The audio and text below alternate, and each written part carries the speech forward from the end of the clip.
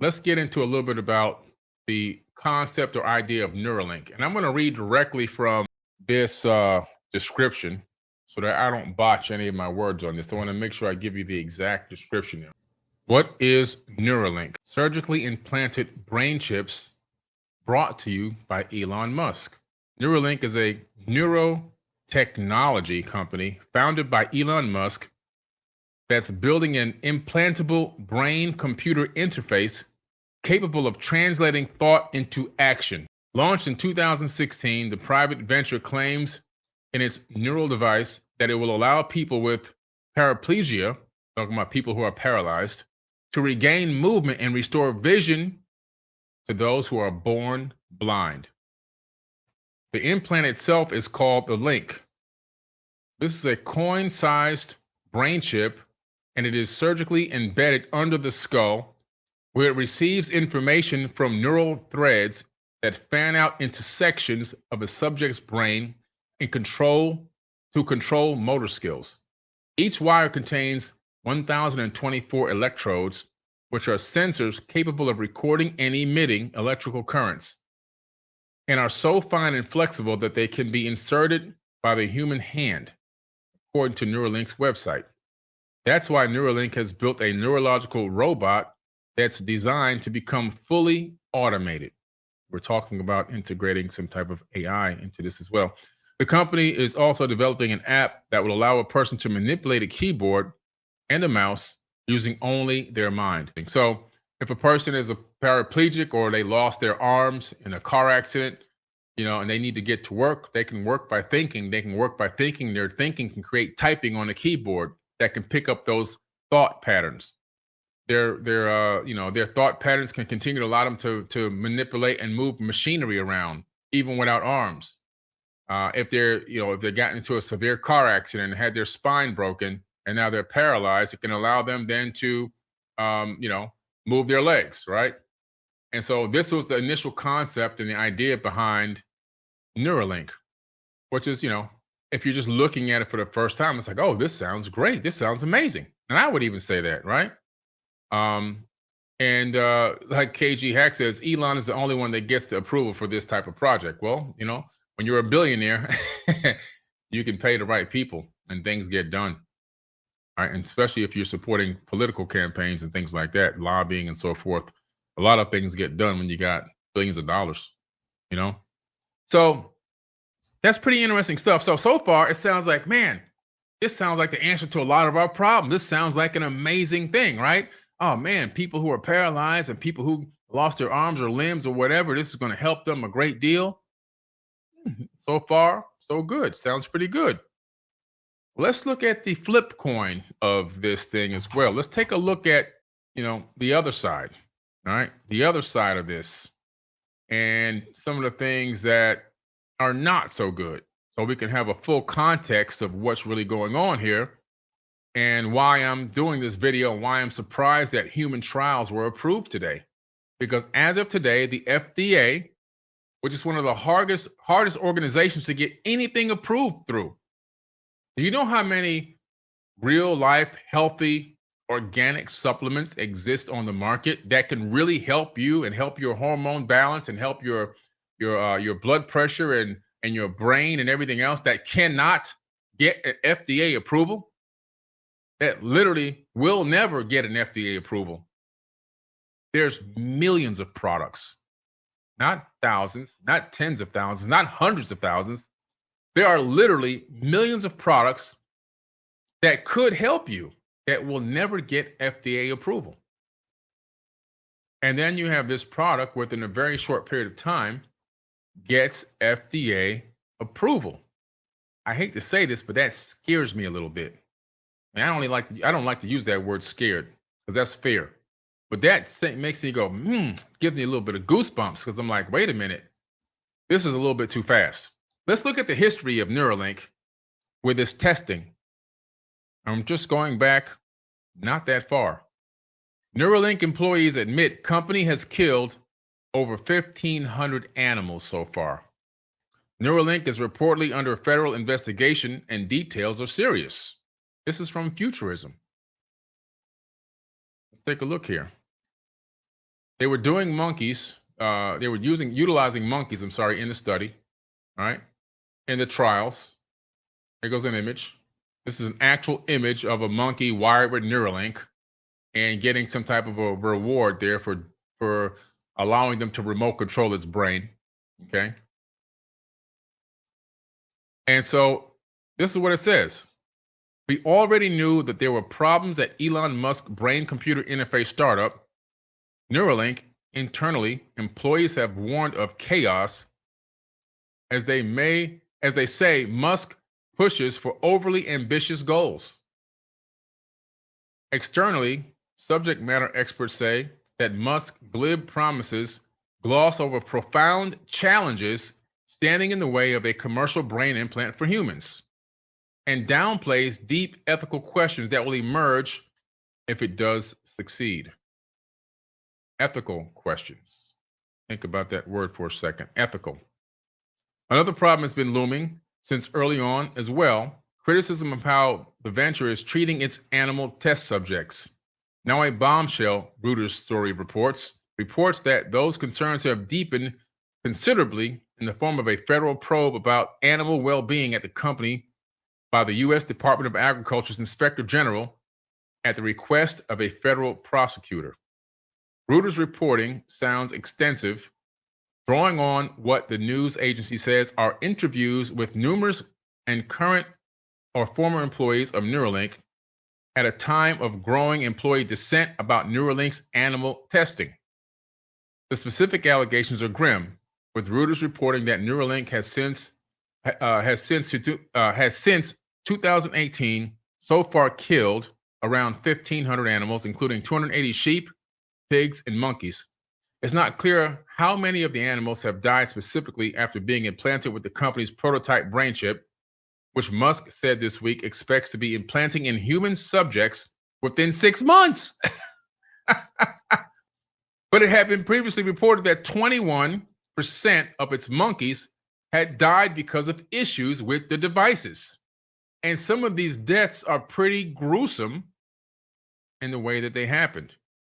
Some of these monkeys began to eat their own limbs once the device was implanted into them. They began to eat their own limbs. And then now they're saying, oh, within 6 months, it'll be in humans, as like a guarantee it's going to be inside of humans in 6 months. Sources tell Reuters that many mistakes endangering animal well-being are avoidable. For example, employees told the outlet that the company allegedly botched surgery on 2 pigs when it implanted their chips on the wrong vertebra. Oops, my bad.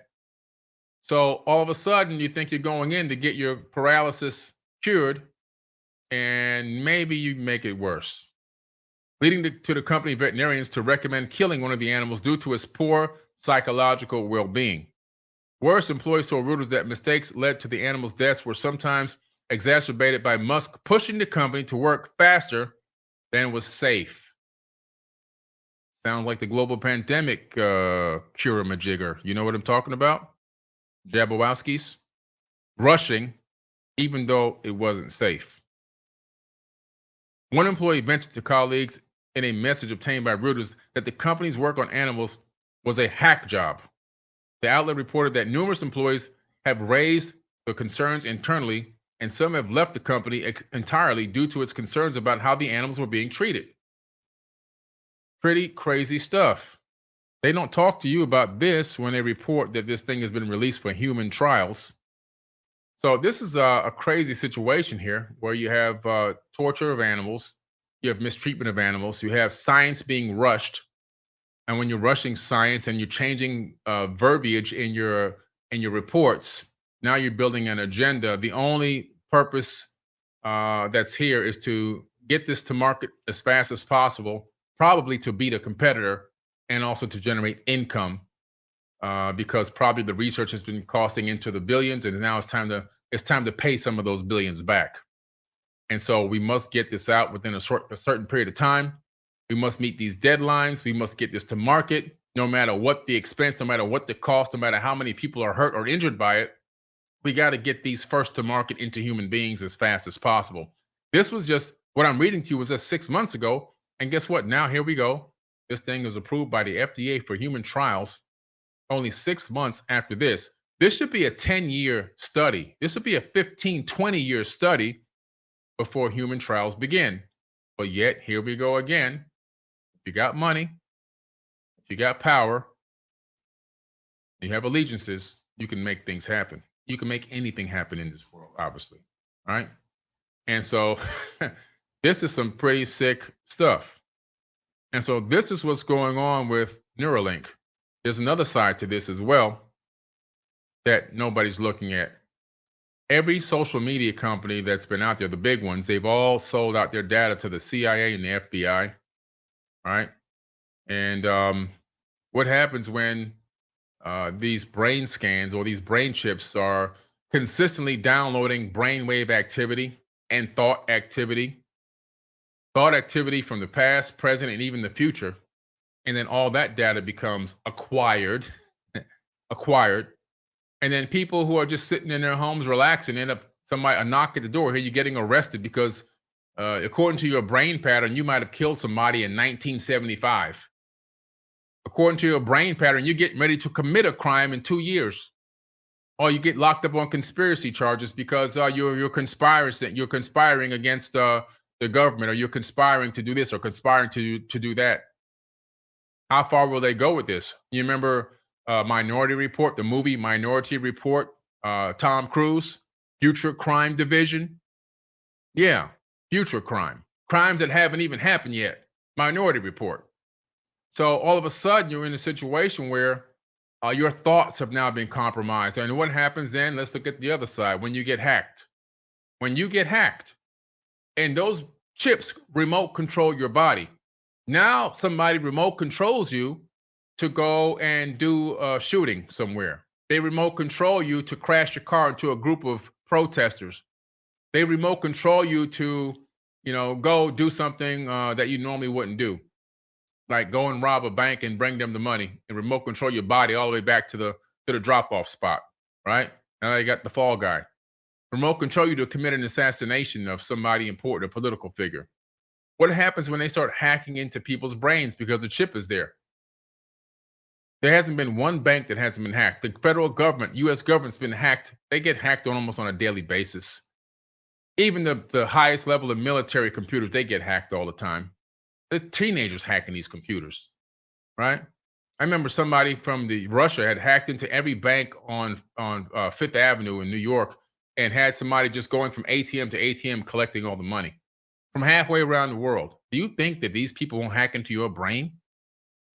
People will hack into your brain while you're in your mansion sleeping and make you come turn the alarm off in your house and open your door so that people can come in and rob you. It's crazy. So there's a good side and there's also a dark side. As with anything in the universe, you have light and you have darkness. And so that's what we're facing. And so this thing needs to be really evaluated. I just don't recommend people run down and start popping this thing into their heads. You should need to take all the disclaimers and terms, conditions, documentation to an attorney. How much of your information can be compromised or sold at any time? All of your thoughts, all the data from your thoughts can be downloaded on a stream, to a cloud and then saved somewhere for marketing campaigns and telemarketing and everything else. There's so much to this that can go bad. There's just too much to it that can actually go bad. And we really need to evaluate this Neuralink situation. I personally don't have anything against Elon Musk. I just don't think that this is one of his bright and shining moments. I don't think this is a good thing. I think that it's rushed. I think that it hasn't been thought out properly. I think that people are definitely going to probably end up injured or dead. And some people will actually have the full benefit. There will be some people that get the full benefit. It's going to be a mix. But then long term, how much of that data is secure and safe? And where is that data being stored? And who gets access to that data of all these brains? Eventually, potentially billions of brains.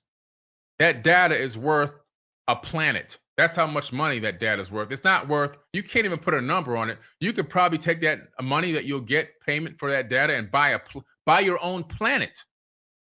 Literally. You can buy a solar system. Maybe you go buy an asteroid or something. That's the kind of money we're talking about just for the data. Forget the cost that it gets to implant it into your brain. That's peanuts compared to the cost of what you can sell the data for, the brain data of billions of people. So, you know, it's interesting. It has a lot of great benefits, but I'm still have a big question mark on it as far as I'm concerned. Um, and I hope and think that everyone who is thinking about getting this really does the research on it. All right. Now, this is pretty interesting because it takes me back to an old talk show that I saw. I think it was 60 Minutes. I saw on 60 Minutes this. I'm going to play this clip for you. I finally found it after digging and digging for about 35, 40 minutes. There is a student. At the time, he was a student. I don't think he's a student anymore. Let me pull up his name here. His name is Arnav Kapoor. Arnav Kapoor. I'll show you his face. Let me pull up a picture of this kid. All right. He had an incredible invention. And we're going back to about 2016 now. Let me see if I can find this kid's face. This is Arnav Kapoor. You might have never heard of this kid. This kid was a student at MIT, all right? And while at MIT, he decided to go ahead and work on a new type of interface that interface with the brain through conscious thought, all right? Let me tell you what Arnav Kapoor was able to do long before Elon Musk came up with the idea for the Neuralink device. And this device doesn't have any type of surgery required. You don't have to put a chip inside of your head at all, which is pretty interesting. But it does a lot of the things that they were claiming that they want, this thing to do. Imagine perfectly memorizing things, crunching numbers as fast as computers do, silently texting other people, suddenly becoming multilingual so you can hear the translation in your head in one language and speak in another. This is the vision of Arnav Kapoor, which he actually developed this device years ago. Okay? We're talking about 7 years ago he did this. The vision of Arnav Kapoor, pioneering inventor, researcher, and rising star of the MIT Media Lab, as featured on CBS 60 Minutes, which is where I saw this when it aired live back then. He's working toward a future where people are the center of technology and that used it for good, extending our intelligence and abilities multifold without unplugging us from our environment, as today's digital devices do, and enabling us to solve the world's biggest problems. That future in which wearable AI amplifies human intelligence isn't far from reality. And what he's done is he's developed this device, which you see here. I'm going to put it back up again real quick. He developed this device, which sits on the back of your ear, and there's a bone behind your ear that it makes vibrations and transmits the information directly to the bone, bypassing the opening in the ear. So it transmits the voices and the information directly into the brain, bypassing the hearing. Okay, so you can hear it, but you don't need to hear it through the ear. You hear it through the bone behind the ear. An interesting device. The entire internet in his head. This kid developed this almost 10 years ago, right? He probably started working on it over 10 years ago, got it working, functioning properly around 7, 8 years ago. And that's an old clip from 60 Minutes, right? And what's interesting about this is when you look at the ancient texts and the ancient tablets, right? And you hear about these gods with this unlimited knowledge. When you go to Egypt, you find out that there's these locations where there would be these ancient temples, right? And these altars. And people, according to the local guides, would line up for miles in the ancient past, absolute miles. And what were they doing? They would line up for miles so that they can come and have a word with one of these gods, the Natiru, as they're called in Africa, aka Anunnaki, aka Atlanteans, whatever you want to call them, the Nomo, according to the Dogon tribe. They had many different names, right? But when they would ask them questions, they had all the answers. What if, hypothesis, what if these beings had something similar to this, and this is just a rediscovery of what already existed. What if this is simply a rediscovery of what already existed? Because we know, according to these ancient texts and tablets, and from the depictions of these ancient beings and all these carvings and reliefs, they had on what appeared to be technology. They had technology in their hands, they had technology embedded into their clothing, and sometimes they had these earpieces that came across their mouth, looking like some of the stuff like what this kid just had on just now, right? If you look up the El Baal artifact, as a matter of fact, let me see if I can find that right quick because it's a pretty interesting artifact. I have an actual copy of this artifact here in the house. And so I'm going to pull up a couple images. Here's one image. This is a full-size image of this El Baal artifact. You can see that this being is wearing something that seems to be extremely technological. All right, let me go and see if I can get you a close-up so you can see a little bit better as to what I'm actually looking at here. All right, and you're going to see the device over the ear when I go into this Zoom. I got one here. Let me save this.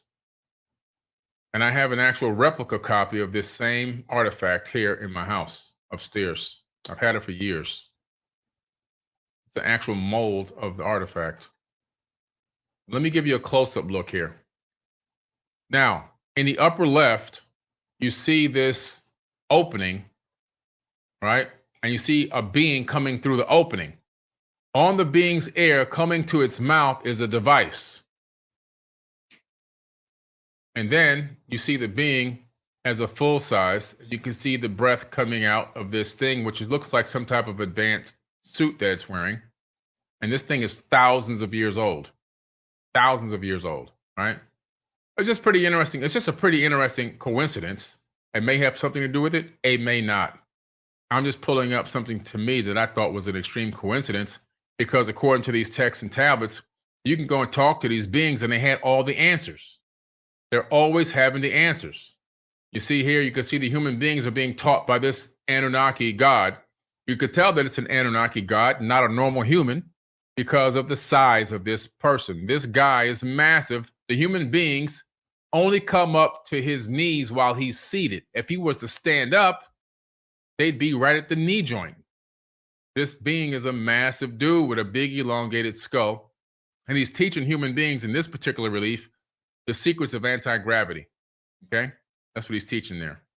And that's a whole nother podcast that I'll do and break this whole thing down as to exactly what's going on there. But these beings had an impressive level of knowledge. What if they were tapping into a database that they had brought to Earth with them, that they can literally think to it and it would give them the answers, giving them godlike, omnipresent, omnipotent capabilities. They can look like they had all the information and all the answers to every question in the world. I had immense knowledge on architectural structures and mathematics and languages, because when you read these texts, they're always changing people's languages and confusing languages and making these people speak that. They came up with all these languages out of absolutely nowhere, and they were all taught to them by these gods, quote unquote, with a lowercase g gods. What if they were using similar devices? They're just using some type of sophisticated computer database to read back to them, maybe even right there behind the ear or some other device, maybe from those crowns that they always wore, and send the information right into their brain so they can regurgitate it as if they actually came up with the ideas themselves. Pretty interesting. It's a possibility. It's an absolute possibility. You can't rule it out, right? So we're talking about something that I used to talk about, what I have been talking about consistently in all my workshops. If you've ever come to any of my online workshops, any of my online classes, any of my big lectures where I talk about the power of the mind, what's one of the things I always talk about? The fact that the brain is sending out signals, is sending out encoded data on a wave of light. We know that the brain emits electromagnetic waves. What is an electromagnetic wave? It's a wave of light. Not a wave of light that the human eye can actually see, because human beings see less than 1% of the light spectrum. We pretty much only get red, green, and blue and variations of that.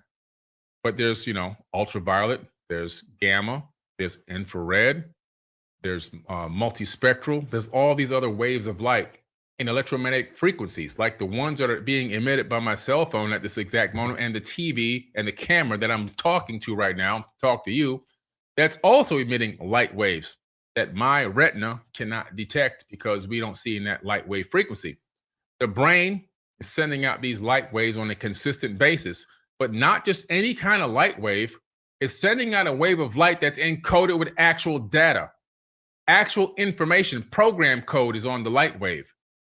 And so that program code goes out, it goes out into the universe, and it also sends that code and information down neurons, and then goes into your nervous system and goes down into the body to control movements and organs and everything else.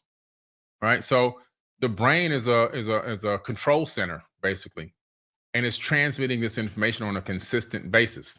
So I gave you the good side, and I gave you the bad side so far, as this thing could literally be botched. So you know how plastic surgery, there's TV shows called Botched, where you see women who've gone in for plastic surgery and men have gone in for plastic surgery, and it's a botched surgery. Well, this Neuralink can also be botched because at the speed in which they're trying to implement this into the human population is too fast to be safe. It's just too fast to be safe. And so people that are thinking they're going to go in for one result end up getting more negative results. Some will have good results. Some will not have good results. Some will have great results. Some will die. Some will definitely die. And this is probably something, a disclaimer you have to agree to and sign before the surgery even occurs, that this could kill you, right? Just like we know the global Jabberwocky thing that they gave out, they make you sign a document saying, oh, this could kill you and you can't sue us. You see? That's what it's saying, right? And so it's pretty crazy. It's pretty crazy because here we go. Capitalism is a dangerous thing. It could be a great thing, but in the situation where it comes down to health and wellness, when it comes down to prisons, when it comes down to judicial and political, capitalism needs to go bye-bye in those areas. It can't persist. It can't exist in those areas. It just can't, right? It just can't. Thank you, AJ Fernandez. All right, and everyone else who dropped the chat donation today. I really appreciate it. And so we're in a crazy, crazy, crazy time right now that this thing is getting ready to come out. I'm going to give you the third side of this thing. So we talked about the benefits of it, people with Alzheimer's. I didn't mention that. People with maybe Parkinson's, it might be able to help them. People with speech delays and speech, impediments. People who can't use their arms, can't use their legs. It's going to help some people. There's no doubt. But it's also going to hurt some people, no doubt. By Compendium of the Emerald Tablets by Billy Carson.